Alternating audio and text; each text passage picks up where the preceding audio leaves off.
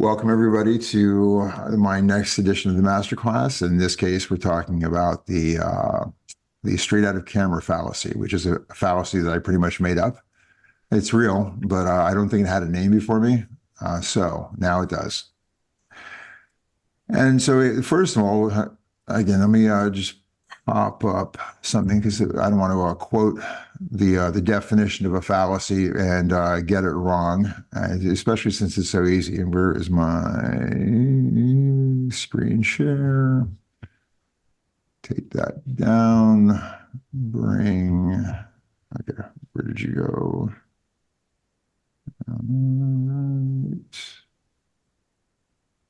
So, oh, come on now. There we go. All right.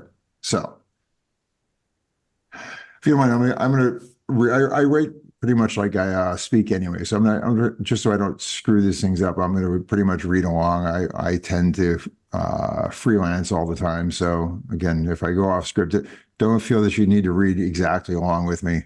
But most of my writing sounds like I'm speaking anyway. So I'm going to try it. We'll go with this. So anyway, what is a paradox? It's a false statement that at first seems true.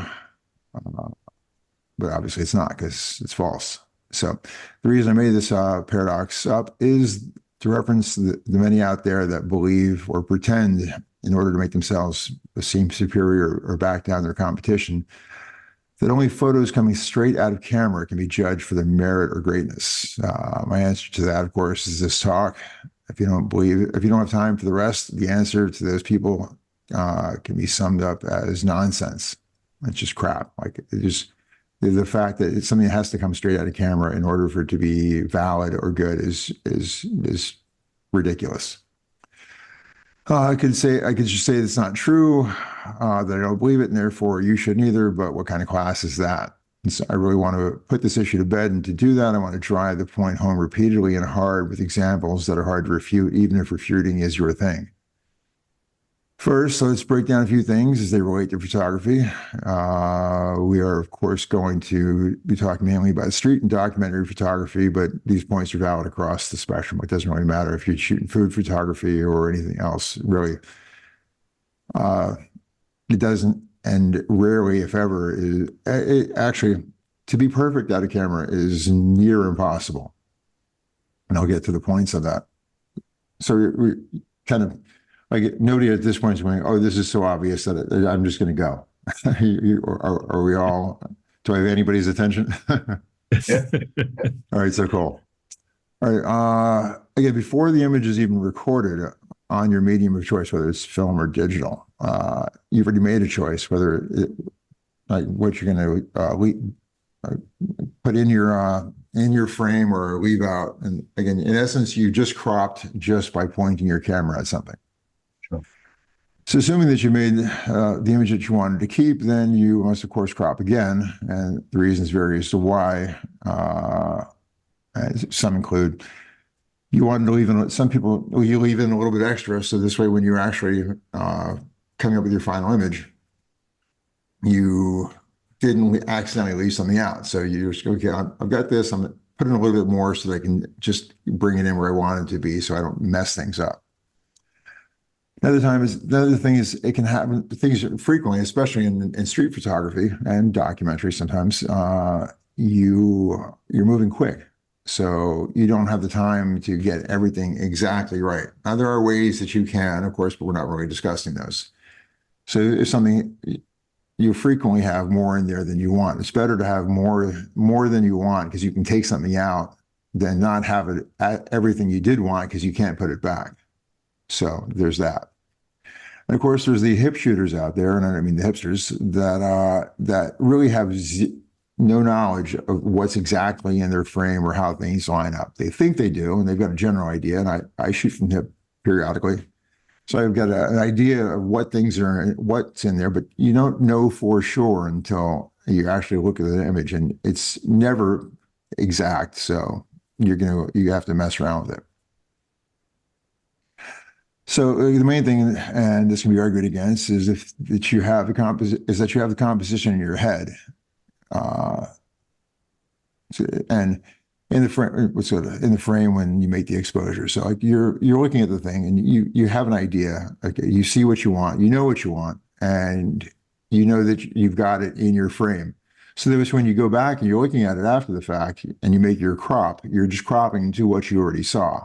So it's not like you, I mean, sometimes a lot of things are happening so fast that if you were trying to make it perfect, your moment's gone. So like it's not cheating. I would feel that it's good. You know what you wanted.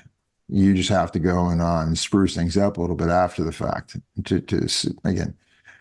If you happen to have gotten it absolutely perfect, well, good for you. That particular moment must go. You've just made less work for yourself later, but you can't count on that being the thing. Uh, and so one person in particular, a historic person, Cartier-Bresson, is he's pretty well known for saying he didn't like to crop. He liked to get everything like in the frame. He's also well known for cropping when he needed to because he's not stupid. And he's a great photographer, and he recognizes I'm not going to throw something away that was great. It's good that just because there's something else in there that I can take it out. And this on the screen right now is it's the negative of this. It's a positive in essence because it was a shot of somebody holding the negative. So by flipping it now, the guy's hands are and everything else is reversed, but you can see the famous image, and it's cropped again, like just the outline of how it ended up being cropped. But now we're gonna I'll go here, and you can see this is the original full-on printed image. Again, not really well taken care of. But you can see over here was part of the fence that he was shooting through. And there's little lines in there where it was kind of cropped off.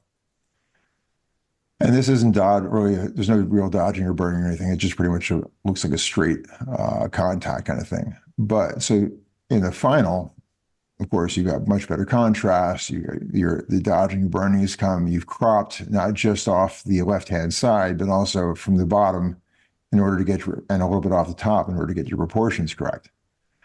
So again, if it's not to say the original shot was a bad shot, but obviously one of the most famous shots in the history of photography right there is a better shot as we know it.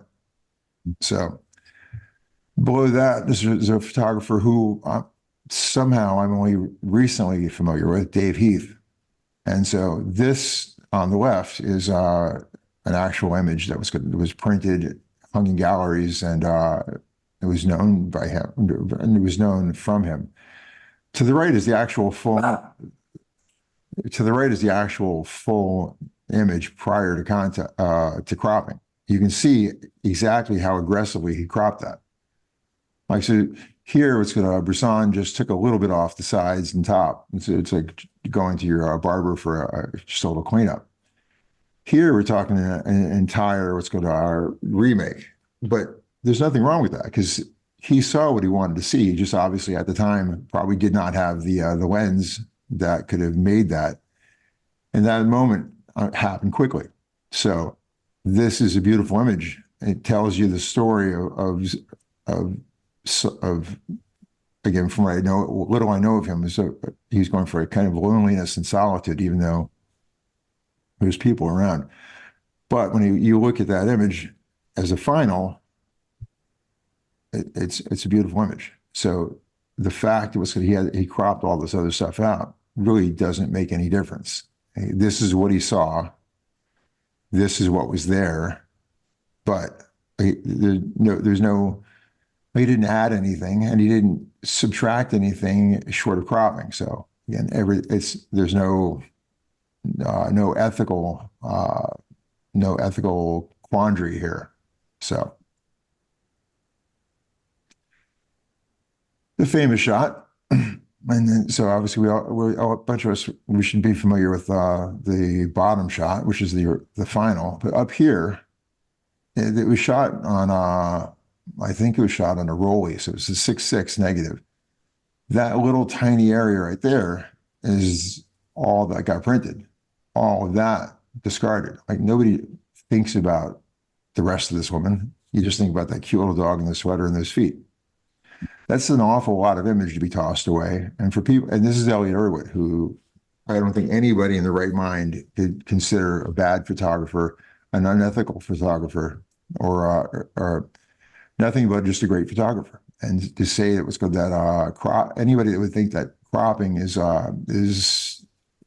cheating, yeah, okay. Let's see. Let's compare their oeuvre to Elliot Erwitt's.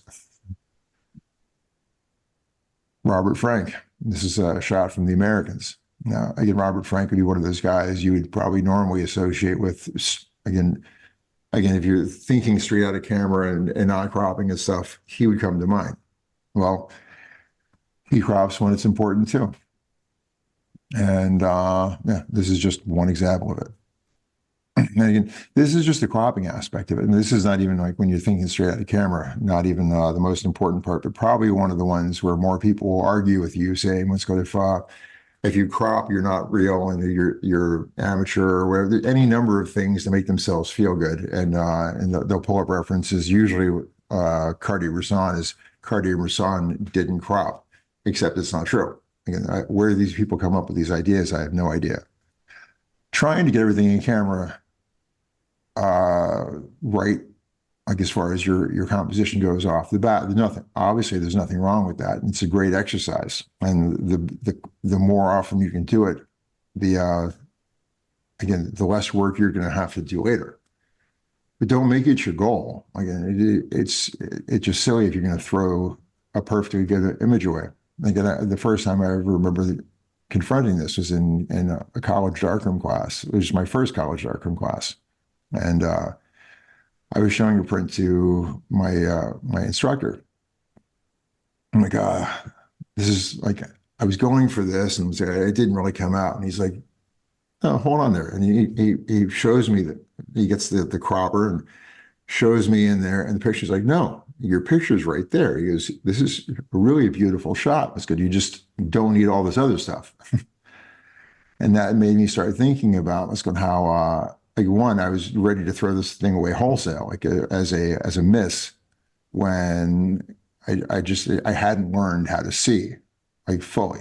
Again, what your camera's seeing, what you're seeing are different. I'm going to bring up that point even more in a minute. I'm going to see if I can summarize this because I don't want to just read this completely for you. But in a nutshell, say whether it's your camera sensor or film, again, you're making a choice there because camera sensors and film, neither of them see the way that each other sees, and across the board, none of them see like the human eye sees. And then to get even further into it, the human eyes don't all see the same. Like I'm deficient in the red, green, and brown spectrums. So like I'm colorblind in certain areas that, again, the most common among men, and among men it's far more common than in women. Now, I see color. I just don't necessarily see all colors the same way that everybody else does. And yet, I've a number of times been complimented on my use of color, which again always made me smirk.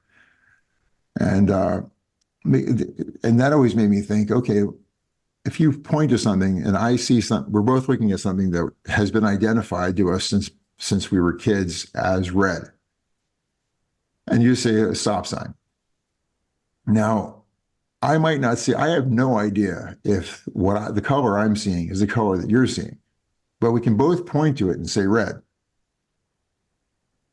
So what does that, so what does this perception of color actually mean? It's just, it can be different things to different people.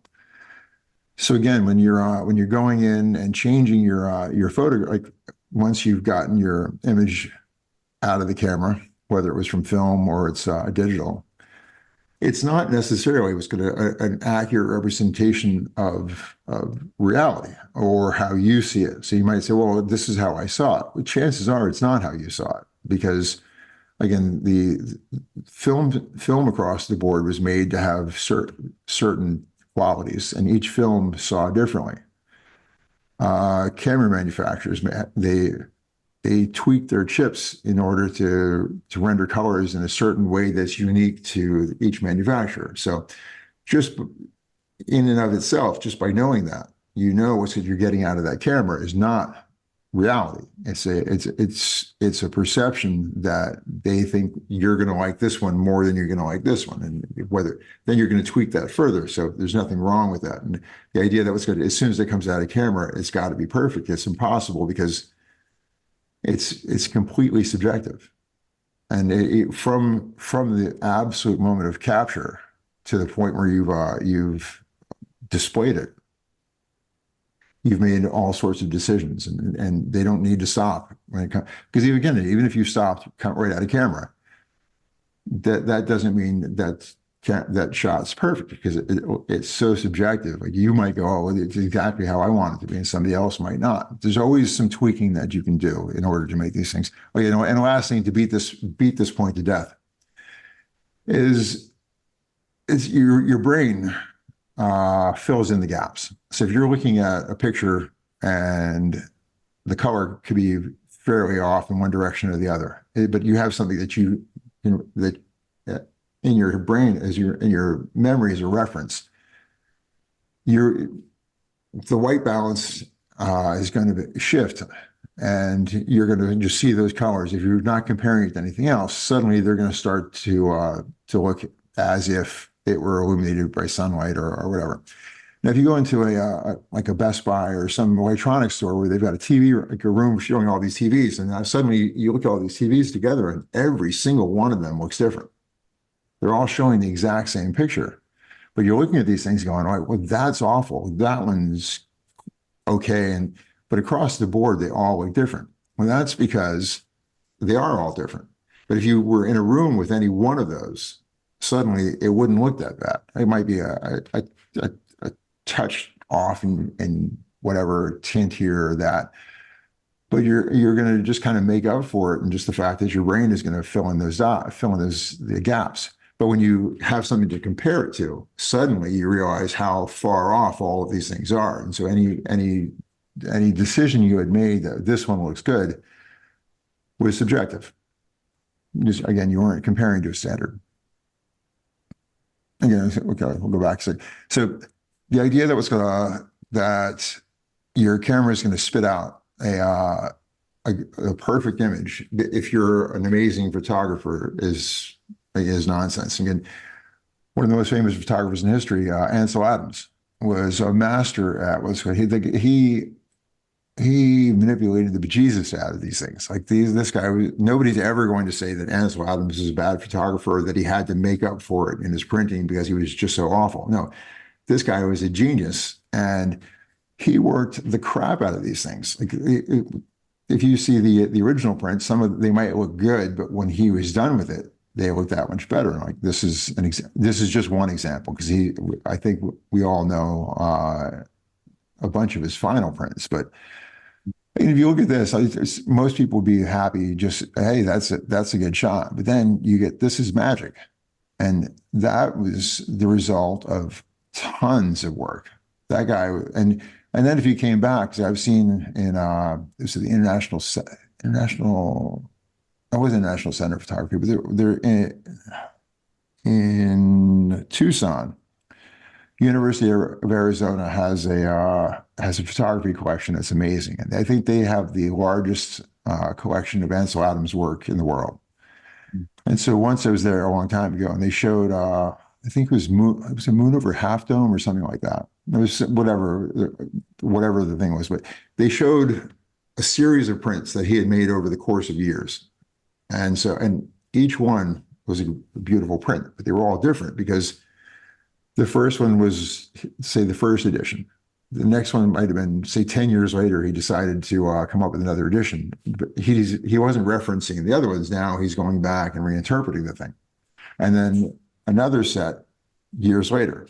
So your decisions change over time. And so what was once a beautiful print to you might be good, but it's not the same thing later on. So again, these are all decisions you've made. And again, it didn't come straight out of camera, it came out of your head.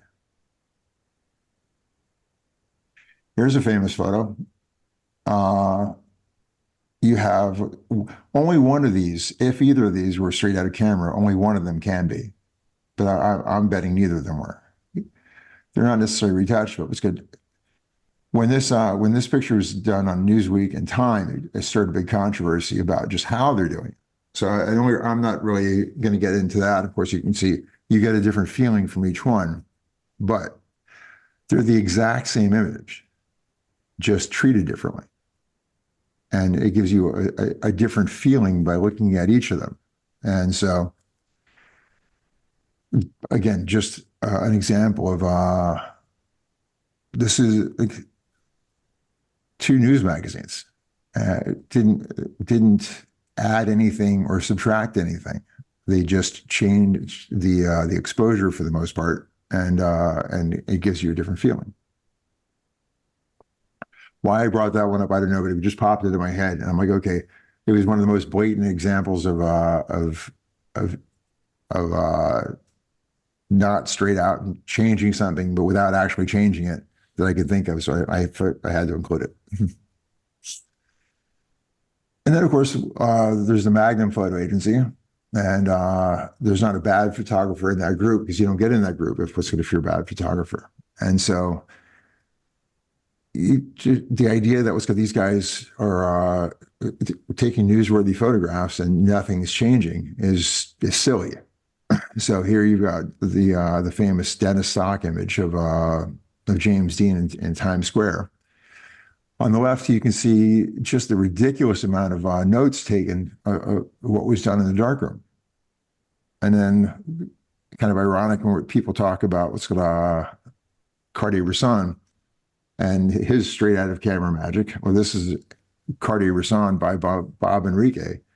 And you can see where that picture was manipulated the crap out of, just because it just makes it a better image. It doesn't make it's not changing too much really, other than it just makes it easier to read and just more pleasant to look at. Bruce Gilden up here. I think most people think of Bruce Gilden as just he throws a camera in your face, and the flash pops and runs away. When it's going, you've just been left not knowing what happened. And then that just by that exposure with the flash and whatnot, everything's magic. Well, obviously not. This is a Bruce Gilden print and had an awful lot of work done to it.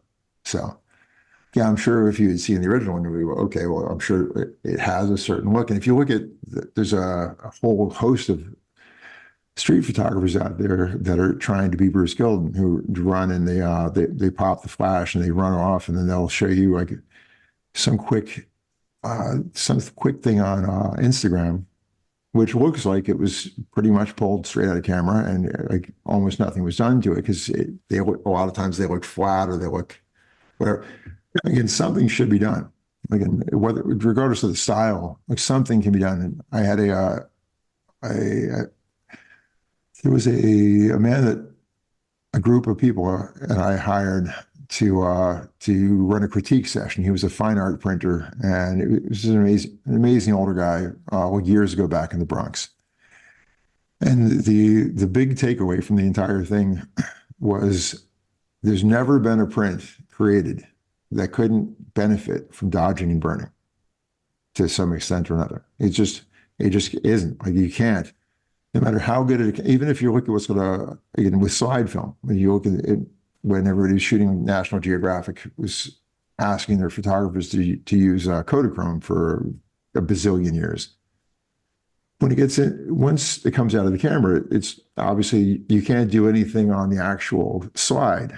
But when you're printing it, of course, then you can. And all these things got printed. So they look great coming out of camera because they had to, as good as they could look. But then they were made to look better once they were put into print. And whether that be on the magazine page, on a Cibachrome print or whatever, it's just nowadays they're scanned. And something was done to it.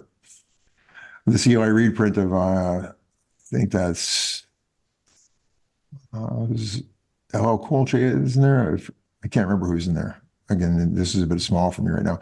But anyway, I've seen the original, and as you can imagine, looking how bright it is back there, okay, they would had to dodge the faces pretty severely. Because the contrast is going to be what's going to. Is that? I remember they were, again, it was pretty severe. So you might still not have had much detail in the background, but their faces went far more silhouetted in the final print, which is again why you see the dodging. It's a it's like -10. Yeah, there's an awful lot of dodging going on there. So Eric Carpenter, Bert Glynn, again, just more examples to drive the point home and beat it to death that let's go, great photos aren't necessarily great just because they came out of the camera from a great photographer. There's some damn good printers involved. There's some good Photoshop work. There's again, it just obliterates exposure. You're not adding or subtracting anything other than unless you're cropping. If you're in the street or documentary genre. Now, if you're a fine art person, if you're for art or commerce, it's a wide open world. You can do whatever you want. But again, if you're trying, there's nothing wrong with this type of manipulation if you're for documentary or street, though. So I think that's pretty much where that is. I talked a lot. I showed a lot. Are there any questions? It's just interesting to me that news outlets will put up with that kind of manipulation. I mean, they have such strict rules about,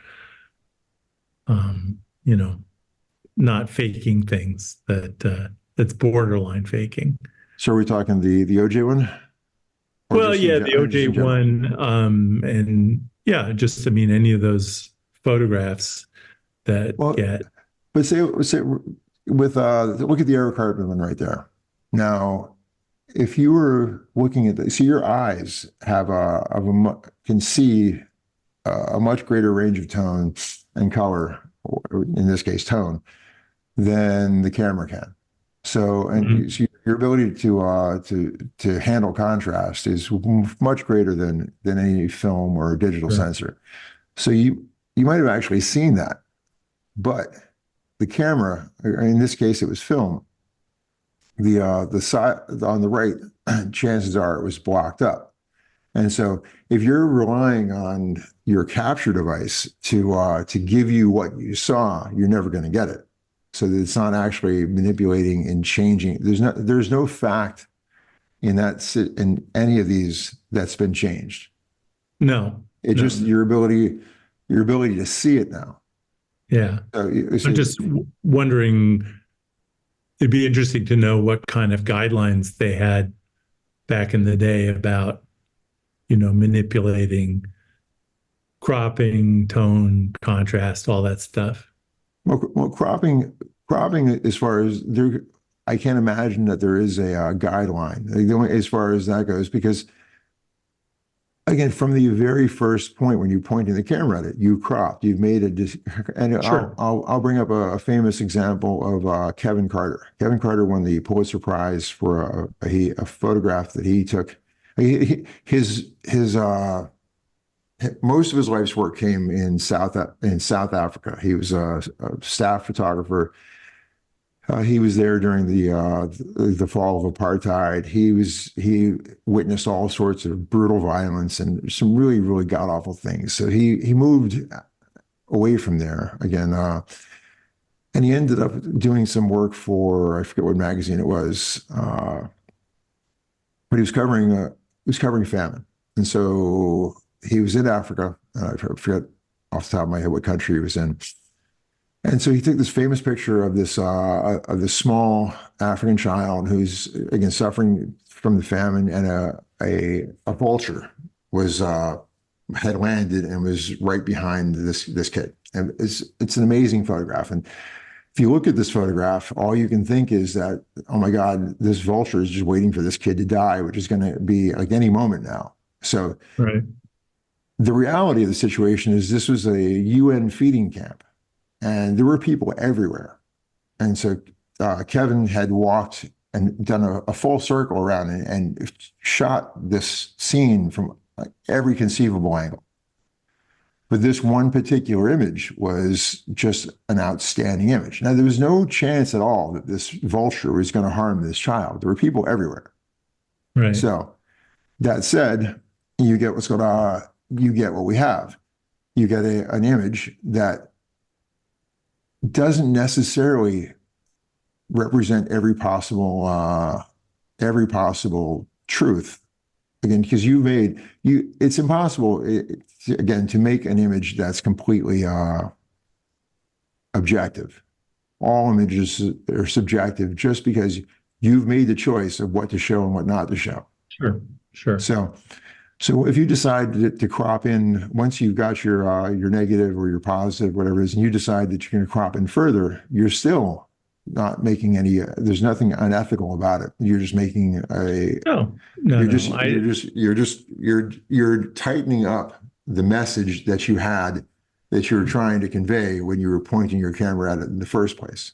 So, and then again, the fact that your film or your camera sensor can't show to the same level it tries to is another thing. So if you darken a certain spot or you lighten a certain spot, you're just trying to get the message, and you're trying to show what you were looking at in a sometimes more accurate way to the reality than your camera could show, because of its method of compressing or expanding what you saw. So what you see, what your camera sees, is never going to be the same thing. It just can't be.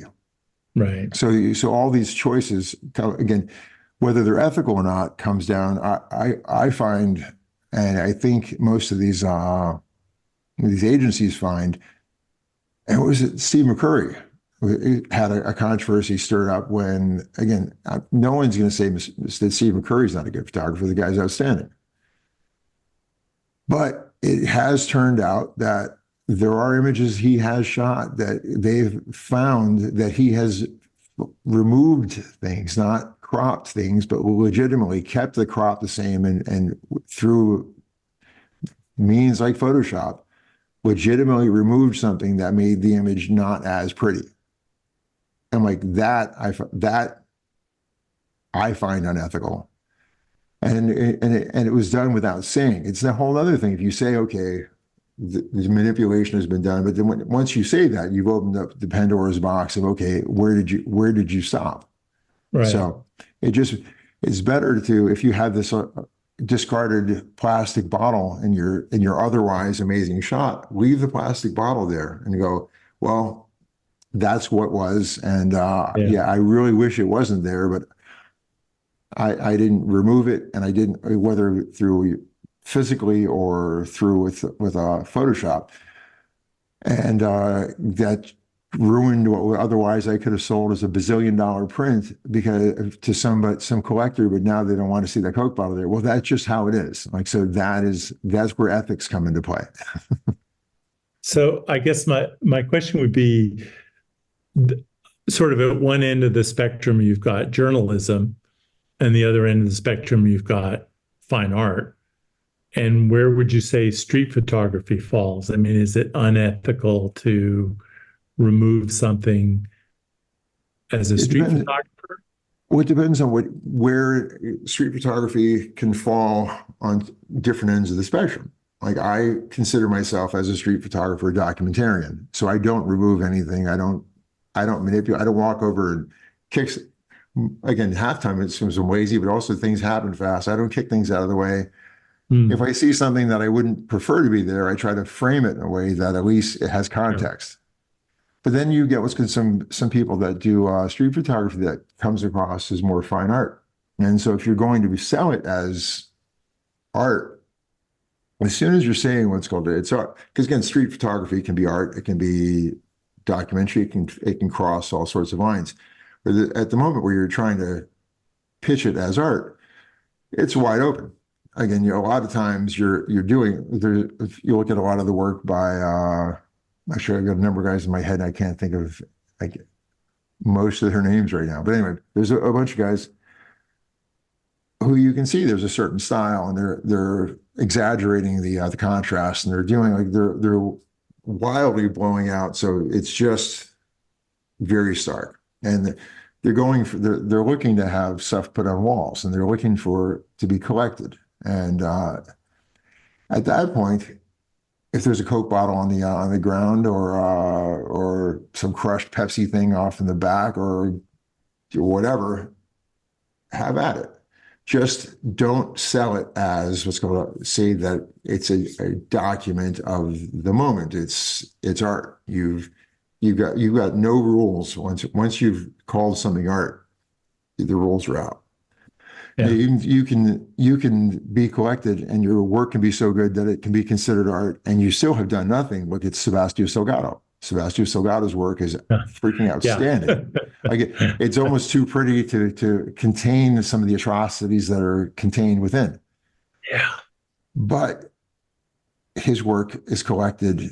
Again, you're not taking a shot of something gross and enlarging it to some huge thing, printing it in platinum and hanging it on your wall, unless somebody would. But again, Sebastian Salgado's work, you're doing that. Again, you look at the guys in the gold mine. That's an awful situation. You get what's going on. There's a number of, again, if you go through his whole body of work, almost any one of his prints could be hung on your wall.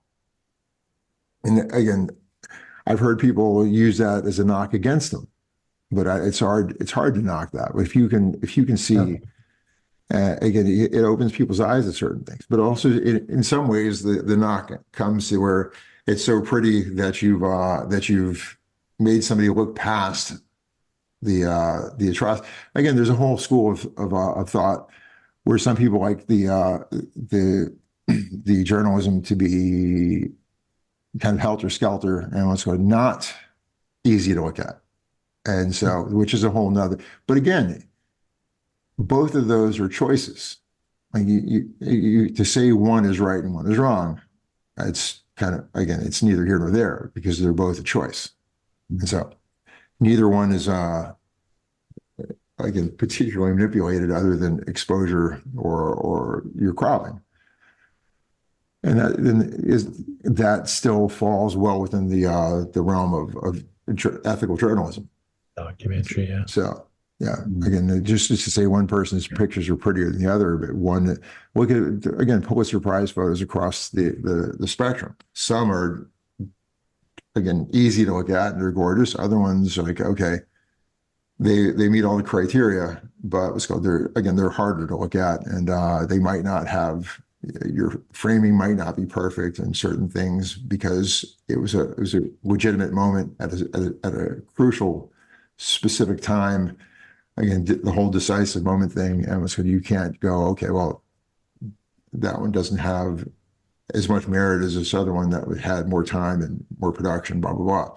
They both have merit. They both have, you don't win the Pulitzer Prize without an awful lot of thought behind it. So, did I think there's a lot of latitude. Sorry, Keith. I was going to say, I just think there's a lot of latitude in how you can even get the same message across. I mean, you look at Ansel Adams' work, you look at Galen Rowell's work.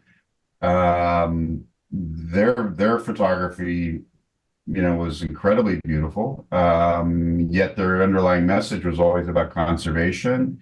In the case of Rowell, it was also about preservation of Tibetan culture and way of life and so forth. But then you have the other approach. You have more the photojournalistic approach, which shows like when the Chinese army cracks down on Tibetan monks and things like that. And so you see the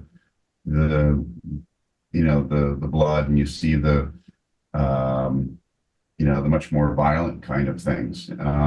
So I think it's just whatever reason, you have different ways of telling the story and telling, and making the same points, which are whether it's conservation of our environment or of a particular culture or whatever. So there's a lot of latitude, I guess, is the way I see it.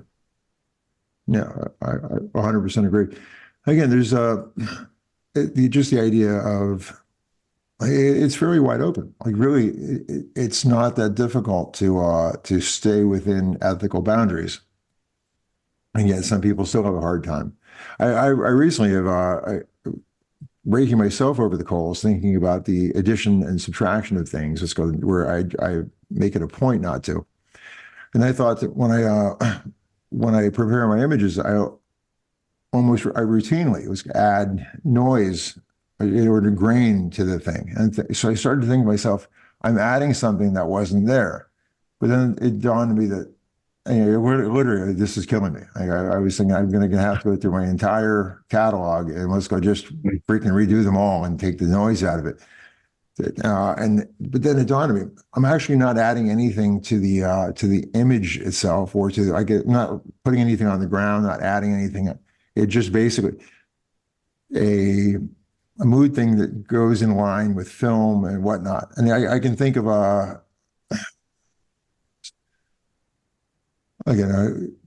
when the brain's functioning, I can come up with names. But I can think of a number of photographers again using darkroom techniques where it changed the perception of the highlights, and I added like kind of a glow and certain things like that wasn't necessarily there, but was still ethically done. And again, so the guys that were represented by major news agencies. So then I'm like, okay, I felt better, and I don't have to. It's because I don't have to take my grain overlay in essence off of every single image I've ever made, and I don't have to stop doing it going forward. Because You're not a fraud. You're not a fraud, Keith. We know that. Yeah, it is one of those strange things though when you start to question yourself and you like, oh, it's an awful experience. Like I spent days on that. I had my epiphany that I hadn't been a complete hypocrite as I was walking my dog the other day. I'm like, it just popped into my head. I'm like, I'm saved. But yeah, I think I can't say we all, but I know hypocrisy is not unknown to me. It's good. I try not to be. Like, and it happens, and it's acknowledging it. And again, when you actually do face it, and it sucks. Like it's one of those things. It's one of those your come to Jesus moments. You're like, okay, where else have I messed up? And then it just like anything, you give yourself the latitude to recognize that mistakes can be made and just rectify them and just be honest about them. And so there's my there's my little self-reflective honest moment to you all, that both was at the end of my earlier statement were to pointing out that I'm partially colorblind and I add grain to all my damn images. Just consider it growth, that you're right. So Patrick, you came in a bit late. Is there anything? Let's go get all. This is going to go online on Tuesday. I'm also going to take this PDF and send it to every. Well, again, there's just a few of you. Again, if there have been more, anybody that shows up, I make sure to make the PDF available.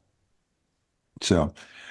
Since again, you didn't catch the early part of this, do you have any questions on what we're talking about as far as like what this subject even is? Because the topic, I pretty much made up, but like it's a true thing and it's valid. It just hadn't had a name before. No, I don't have any question. I'm just trying to follow along because I completely forgot and I was with the kids earlier today, and then things got rowdy, and then I go like, wait, I got my reminder or my email. I was checking. Sorry about that. And no problem. Again, this whole thing will be broadcast on Tuesday. Okay. And I think so. You and I are going to probably meet up in the next week or so for a beer anyway. So we'll go over the whole thing. All right. So actually, and Patrick, Michael is here in Paris for a short time. Okay. And Yeah, I just noticed. so, yeah, and if we can get Bob and Nick's, you're still out in California? No, I'm back in London now. You're back in London. Okay. So you're only a 2-hour drive away. So well, yeah, one day we should all meet up. End of June, I'm going to be in Paris. Oh, So, really? Oh, I yeah, can't wait. That's yeah. it. So yeah, it's up to you whether you actually want me to know that or not. And you can slip in Well, and out. I told you. So yeah, clearly I want you to know. I was hoping, yeah, we could get a bunch of us together for like a lunch or dinner or something. I'll give you more specific dates and stuff, but Cool. yeah, Maria and I are going to be 3 nights in Paris, and then we have friends in Strasbourg, so we're going to go see them and go do the rest of our vacation. So yeah, but Excellent. yeah, would love to get together. Would love to see you. Parfait. So again, I managed to drag this thing out longer than I thought I was going to be able to. So I was going to say, okay, if you have any more topics that I was thinking I was going to knock this thing out in 15 minutes, like I was scared that I couldn't talk at length. I don't know where I think to this, because I can beat almost anything to death when it comes to just opening up and just coming off the top. But yeah, so we don't need to open up to any other topics. So again, if you have any questions on anything, like let's make this like a free for all kind of like rapid fire if you want to. If there's anything regarding this or just anything else regarding street photography. Well, being a street photography newbie here, I was interested in the idea about composition and whether you find you're prone to sort of finding an interesting spot and waiting for people to walk in the frame, in which case getting your composition should be easier, I think, versus responding as you're walking around to things happening. Again, all depends. There's no right or wrong way. Yeah, everybody's got their own methodology. I do some of everything, but what I'd say, as a matter of course, I typically am reactive. Like I sometimes will see like some great light or a great scene. I'll go, okay, I'll stand here for a little while, and okay, this is my frame. I'm waiting for the actors to come in. But again, more often than not, it's me, camera in hand, held up about here. If there's anything going on, my camera immediately pops up to my shoulder. Otherwise, it's hanging down at my side so it can come up. And I get reactive. I see a subject. Ideally, I see things that are going to happen, and then I pick it up just as they're getting ready to merge. Get one shot, maybe two, and the whole thing is gone. So like, in a perfect world, you take as many shots as are necessary. But the world that I seem to occupy, I'm usually lucky to get one. And sometimes, more often than not, what's good, again, since I think street photography is a lesson in abject failure. And you have to learn how to embrace failing 90 or better percent of the time and still feel good about yourself. It's like street photography is kind of like baseball. Now, I'm not even a baseball fan, but if you think the best batters in history, like the guys that make the Hall of Fame, well, you're looking at guys that strike out like better than like what 80, yeah, what is it, like 75, 80% of the time. Like if you manage to get what's called 25%. I think I'm just pulling at that, but I think somewhere in the 30% range is like the best hitter in the history of baseball. Like he 70% failure, and this guy's Hall of Fame. Like not just the Hall of Fame, but the best of the best. And like that's street photography is along those lines. The majority of the times you press that shutter, it's too soon, too late, wrong angle, something, but it makes what you do get that much sweeter. Like, so as opposed to looking at these things going, wow, I fail almost all the time. Just look at, well, wow, these images I did get that I like are just so, again, make me so happy. So, Mhm. and Absolutely. of course, you go back through your collection over the years and find out, Oscar, that you've actually pointed your camera at a lot of things that were even better than the things you thought. You just didn't. Your intuition was guided correctly, but your eyes at that moment weren't. And so you look at them with fresh eyes over the course of years, and you come back and find gold that was sitting in there, and you recognize that your photographic soul was on point, but you just weren't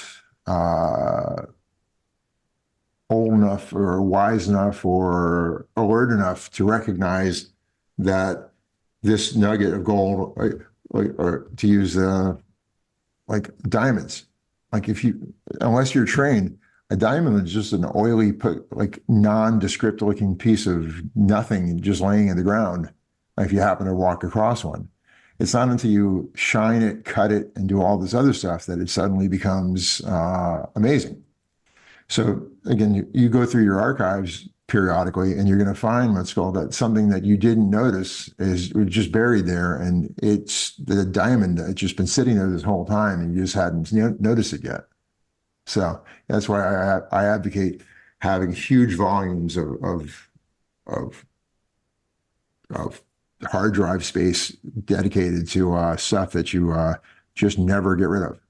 Never delete anything. Yeah. Never delete. Yeah, I don't delete in camera, and I'm hard pressed to delete on my computer. So I'm like, hard drive space is cheap, and storage is getting cheaper over the years. So, right. So yeah, why get rid of it? Especially every time you run across one thing that you just didn't see before, it completely justifies why you're spending all that money and that space in the closet or under the bed or in the storage room, wherever, of your hard drives that are just getting like bulky, and you have to find new connections to somehow get it to work with your current stuff. Buy a new house. All that. Yeah. Yeah, the old George Carlin thing. It just stuff. Once you have your house is only a place to store stuff. Once you have too much stuff, you buy a bigger house. Yeah, it's the complete anti-Marie Kondo thing. So, yeah. All right. Well, again, Michael, damn good question. Yeah. Again, and that's a whole nother. I'm not sure we've broached it in the past, but yeah, it's just the idea of how people go about it. If you look across the spectrum of street photographers, well, even the documentary photographers. Again, documentary doesn't mean.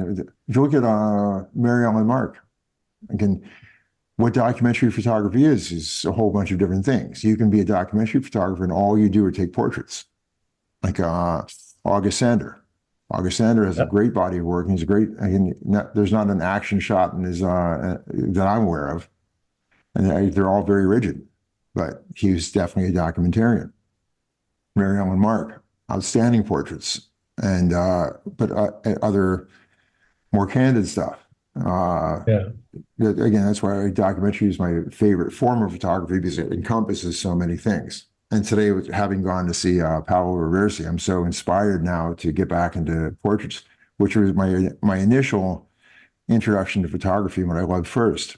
So I'm not going to not be a street photographer, but damned if I don't need to bust that large format camera out and reignite the old passion. So, and who is Bruce Davidson? Remember, Bruce Davidson documented at 100th Street in New York City back in the late 60s, I think, and he did the entire thing on 4x5 film.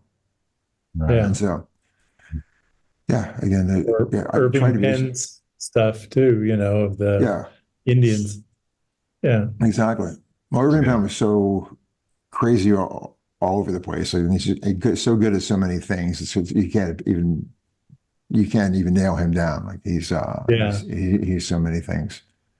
There was just before I left for Paris, I saw an exhibit in San Francisco that covered a whole lot of stuff: Haight-Ashbury, Indians, fashion, everything. Is really amazing show. if anybody's in San Francisco. I would love that. In Deauville, there was a show. I think it's gone now. I never got a chance to see it. But where they had a whole collection of Irving Penn's work that was affiliated with MEP. Do you all know MEP? Yeah. Okay, so it's yeah. So it was. I think it was associated with that, and I really wanted to get out there, but I just never seem to have found the time. It's too late now, so I'll have to wait for some other incredible show to pop up out there. So, yeah. Does anybody else have any questions? No? Okay. Well, then, thank you all for attending. Again, I appreciate you all coming in. I enjoy the chat. I enjoy sharing, and I say à la prochaine. Yeah. Thanks, Keith. Thank you very Thank much you for a lot, doing this. And if Cool. you need an assistant on your 8x10 stuff, just holler. I will. All right. Again, good night, everybody. Or Thank you very much. good night. day to Thanks, those in the U.S. All right. Take care. Thank you, Bye. Keith. Bye. Bye-bye. Anytime. Bye, everyone.